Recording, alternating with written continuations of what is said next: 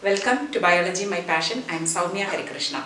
We have been dealing with the chapter Carbon and its compounds. We learned about different carbon compounds, their properties, chemical reactions, everything. Finally, we are coming to the last part of this chapter, that is soaps and detergents. You may be wondering what are we to do with soap in this chapter, because soap is also a carbon compound.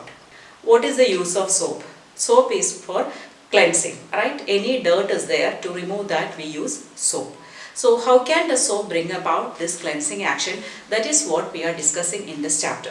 But before we delve into the cleansing action of soap, we are going back to a reaction which we already learned in the chemical properties of ethyl alcohol or ethanol, or again the same reaction we learned in ethanoic acid, that is esterification reaction.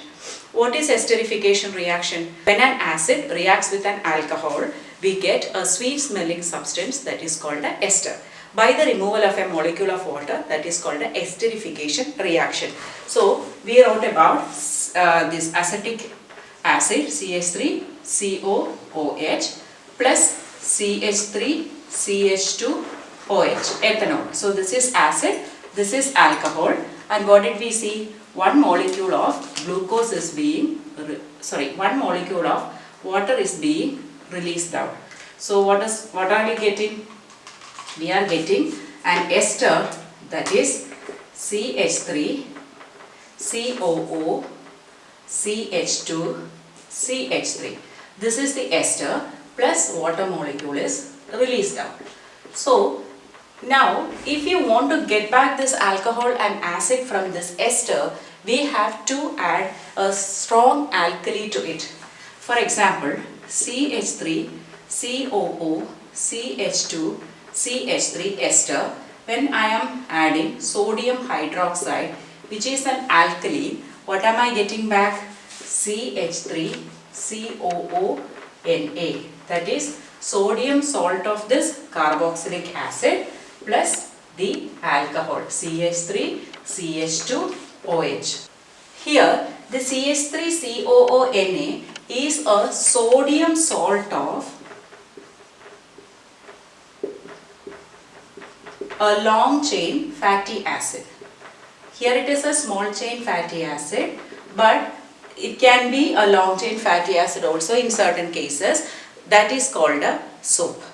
Okay, so what we are getting here, the sodium, or sometimes we can use potassium also.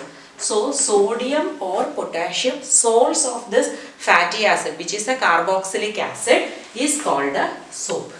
Okay, so when we talk about soap, it has got a long chain like CH3, CH2, CH2, CH2, like that it goes on, because we usually use palmitic acid, stearic acid, etc. for making soap. Suppose you see palmitic acid, it has total 16 carbon atoms including carboxylic carbon, and stearic acid has 18 carbon atoms. Such long chains attached with a sodium at the other end. Here this is an acid group, carboxylic acid, so after this can be taken as an R group, then there will be COOH group, right? So in this is the carboxylic acid functional group. So here this H will go, and who will get attached with this? A sodium will get attached with this, or potassium. So we can write it as RCOONA. This is the carboxylic acid attached with the sodium, whereas this R group is the hydrocarbon chain. Okay, so it can be sodium salt or potassium salt. This reaction in which the ester reacts with the sodium hydroxide like a strong alkali to give alcohol and the sodium salt of the carboxylic acid is called a saponification reaction, because this reaction is used in soap making. Let's now move on to the cleansing action of soap. Suppose this is your shirt which has got some dirt in it. Here all dirts are there. Okay. So this dirt is actually oily in nature. So every dirt is oily in nature because it will have some kind of a fat or oil or grease or something will be attached with it. So if you simply wash with the water, it will not be clean. The reason is water is an ionic compound, whereas oil is a hydrocarbon compound which will not have an action. So what we need is soap. So soap, I told, it is a long chain of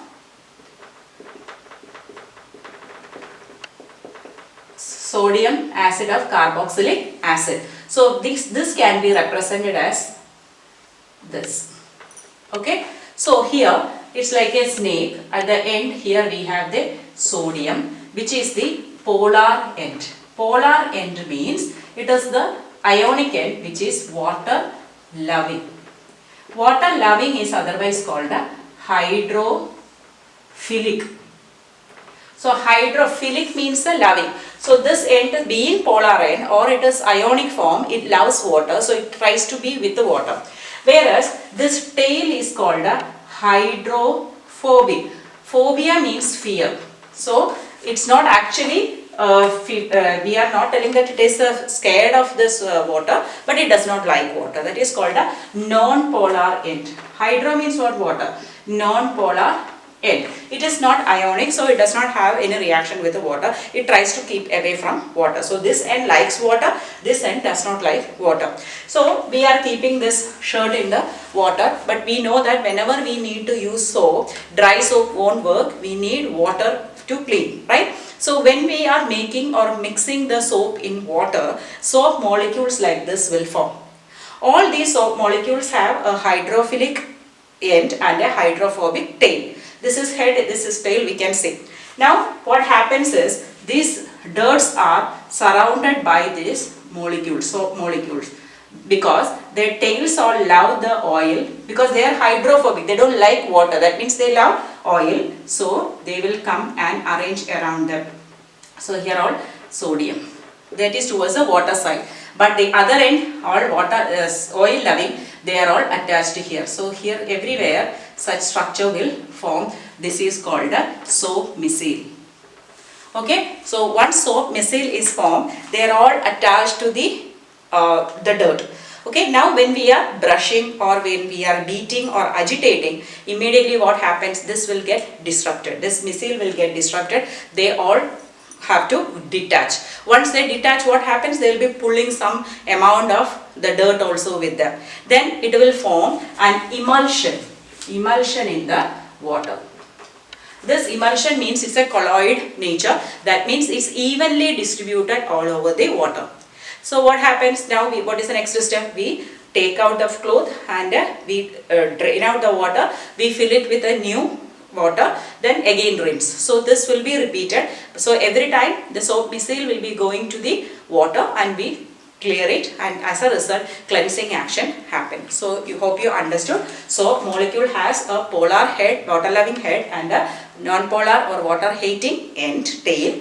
So they all will get attached to the dirt with the end towards the dirt, because dirt is oily in nature. This structure which is formed by soap molecules is called soap micelle. Then when we are agitating, they all will be taking away the dirt, and an emulsion is formed in water that can be cleared off later for cleansing action. This is how soaps work. But sometimes in some places there can be hard water. It depends upon the geographical condition, and sometimes if it is from the earth that we are directly taking and all, the water may be hard. Hard does not mean that we can touch and feel that hardness. It's not like that. But if you are using soap with the hard water, you will not feel the foam or the lather. You know that whenever more lather is formed, the cleansing action is better. But in this case, if you use soap again and again and again, still the soap will be wasted on large amount, but still the cleansing action will not take place properly. Why? What is the reason for that? Because this hard water consists of calcium and magnesium ions. So the hardness of water is due to two types of ions, which are the calcium ions and magnesium ions. So this soap molecule with the sodium, but this calcium and magnesium will come and bind with this sodium, and it will not allow it to disperse in water, like form an emulsion. As a result, can cleansing action happen? No, it will not happen. When these ions are attaching to the ionic part of this soap molecule, it is not allowed to disperse, or as a result an insoluble substance will form, that is called a scum. Sometimes you must have experienced when we are taking bath. If you are living in a place where hard water is there, you can see around the tap and all easily some white deposits will be there. Weekly basis when we are cleaning the taps, we have to wash it off, otherwise it will accumulate. Then also it can clog the water draining system also. At the same time, or sometimes when we are using soap, it may not produce much lather, but at the same time near the drain we can see some kind of layer which is not foam or lather, but it is a white color precipitate like that. That is called a scum. So when scum is formed, a lot of soap is being wasted, no lather is formed, only scum is forming and no cleansing action also. So hard water will react with the soap to form an insoluble substance called a scum. As a result, cleansing action is less. So we should have a solution for this, because there are regions where people depend upon only hard water. So how can they clean their dress? They are simply wasting soap. For that we need stronger acids. Here we used carboxylic acid with the sodium and potassium salts. They are very mild, so that we can use them on our skin without any much harm or damage. But here, if it is hard water, we have to use sulfonic acid instead of carboxylic acid.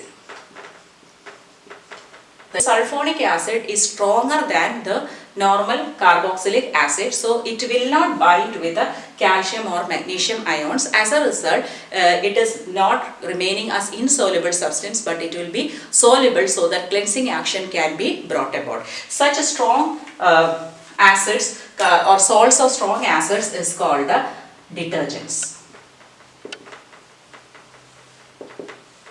Or in case of detergents, we can use ammonia salts with the chloride or bromide also. So sodium salt of sulfonic acid can be used, or we can use ammonia salt with the chloride, bromide, etc. instead of this weak carboxylic acid. As a result, cleansing action is better. Then that formulation is called a detergent. But detergents we know we usually don't use on our skin. Why? The reason is this acid is little stronger than the one which is used in the toilet soaps. So detergents are better cleansing agents, and we usually detergent formulation gives lot of lather, but they are non-biodegradable.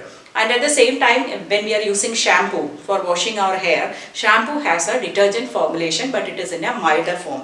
That's why shampoo can remove all oil from your hair. Okay, so you can get a question, differentiate between soaps and detergents. The soaps are sodium salts of carboxylic acid. The other one is sodium salts of sulfonic acid or ammonium salt of chloride, bromide, etc.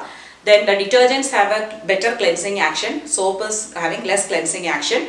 Soap forms a scum with the hard water. Detergents do not form scum with the hard water. Soaps can be used only in soft water, whereas detergents can be used in soft water as well as hard water. Soap is biodegradable, detergents are non-biodegradable. So this is a very important question. So here you should know the structure of soap micelle also as a part of this. Saponification reaction is also very important, like esterification reaction. Hope you understood all the concepts I discussed in this chapter. If so, please don't forget to leave a comment. It gives a lot of encouragement. And also like, share and subscribe to my channel, Biology My Passion. Thank you for watching.